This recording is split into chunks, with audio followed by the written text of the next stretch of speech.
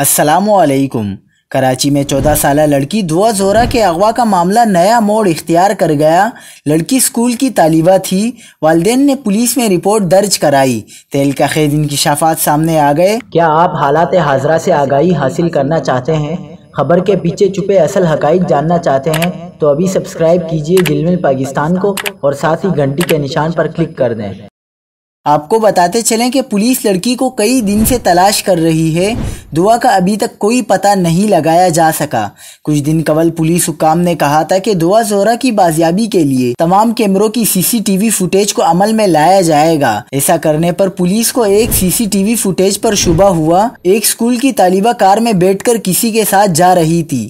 اس CCTV footage کے منظر عام پر آتے ہی مشہور ہو گیا کہ دعا زہرا اغوا نہیں ہوئی بلکہ خود ہی کہیں فرار ہوئی ہے۔ پولیس نے کارروائی کرتے ہوئے CCTV فوٹیج سے کار کا ایڈریس وغیرہ پتہ لگایا اور چھاپا مارا۔